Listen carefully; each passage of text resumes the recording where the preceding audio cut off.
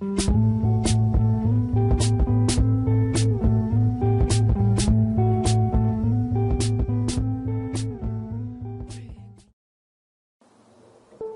sejarah itu katanya Ibnu Khaldun ada sisi ekstrinsiknya dan ada sisi intrinsiknya. Ya, implikasi dari yang tadi. Jadi ketika kita membaca sebuah kitab sejarah, sebuah buku sejarah, ya ada narasinya, ada sisi subjektif dari yang bikin narasi sejarah. Itulah aspek intrinsik. Karena sifatnya subjektif, maka dia harus dikritisi. Dan istilah kritisisme, kritik itu kan nanti ketemunya berakhir di filsafat. Jadi sejarah tidak bisa lepas dari filsafat. Dan dari sini nanti muncul kajian baru yang dikenal sebagai filsafat sejarah.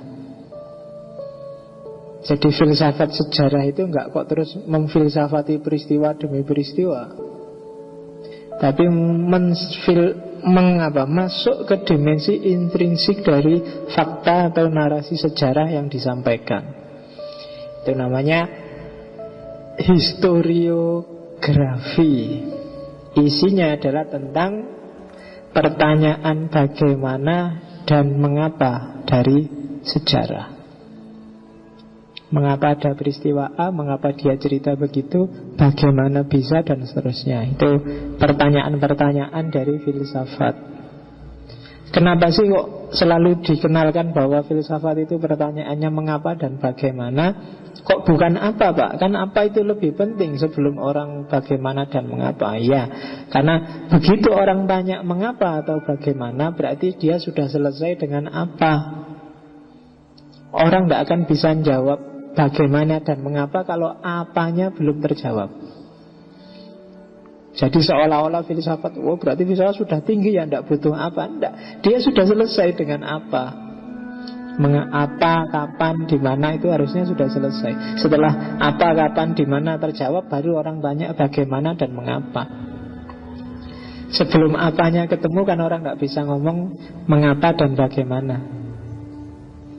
Sebelum aku ngerti bahwa ini teh terbuat dari air yang dikasih gula, yang dikasih teh, aku tidak bisa jawab bagaimana cara bikin teh, dan juga tidak bisa jawab mengapa kok ada teh di sini.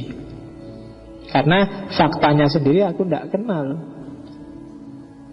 Maka apa itu pasti sebelum bagaimana dan mengapa.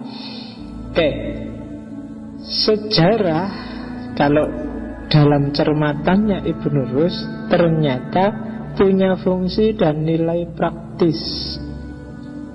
Apa sih gunanya orang belajar sejarah? Dalam cermatannya Ibnu Khaldun itu, di Arab zaman itu sejarah sering dijadikan alat oleh para penguasa atau siapapun yang punya hubungan dengan pengambilan keputusan untuk membackup, untuk mendukung kebijakan-kebijakan mereka.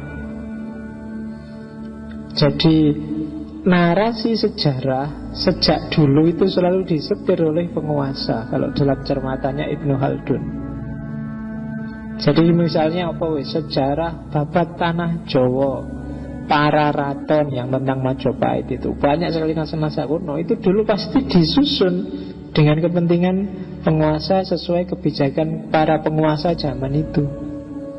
Yang tidak sesuai ya disuruh buang, disingkirkan. Kalau ada narasi-narasi sejarah versi yang agak menjelek-jelekkan yang punya kuasa, pasti disingkirkan. Itu hasil cermatannya Ibnu Khaldun. Ya nggak jauh-jauh, dulu Orde Baru kan juga gitu.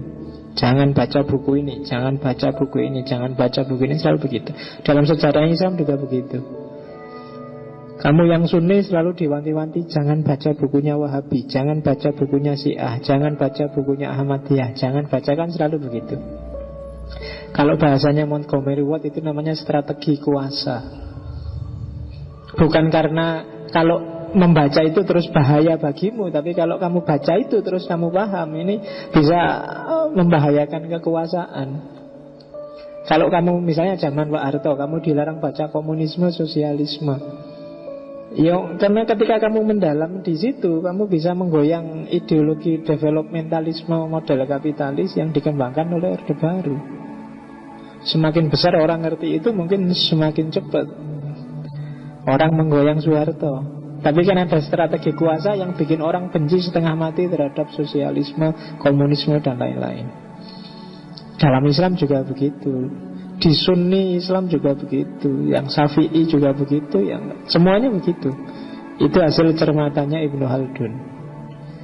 Ternyata sejarah itu selama ini sering dipakai oleh para penguasa. Ya, sejarah itu sebenarnya memang penting. Kita hidup pedomannya sejarah. Cuma jangan terpaku dengan sejarah.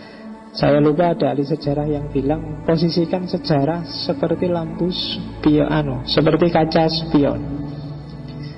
Jadi bukan kaca utama. Kalau kamu naik motor atau naik mobil kan, kamu jangan lihat spion terus, kamu mesti nabrak ke depan. Tapi juga jangan cuek dengan spion. Sopo ngerti kamu disalib dari belakang, kamu tidak siap. Jadi sekali-sekali dilihat, sekali-sekali dilirik. Tapi jangan nonton spion terus. Kalau nonton spion terus, ya bisa gawat. Itu positioningnya sejarah. Jadi ada fungsi politik dari sejarah, yaitu melanggengkan kekuasaan. Kemudian sejarah juga bisa membantu untuk bikin stabilitas, bikin harmoni, untuk menata kota. Jadi ya tadi, orang belajar sejarah, dia bisa dapat banyak manfaat, banyak pengetahuan baru. Dengan pengetahuan ini dia menata hidupnya. Jadi menata, namanya tadbirul mudun, tadbirul madinah, mengelola hidup. Bekalnya pengalaman. Semua teori itu kan sumbernya pengalaman, sumbernya dari sejarah. Kenapa Indonesia pakai Pancasila? Kenapa Indonesia pakai Undang-Undang 45? Kenapa kok pakai burung Garuda sebagai simbol? Kenapa kok enggak pakai Komodo? Komodo kan identitas asli Indonesia. Kenapa kok malah pakai burung Garuda? Pasti ada setting sejarah di sana. Jangan dilepaskan dari settingnya. Kalau dilepaskan mungkin kamu komplain.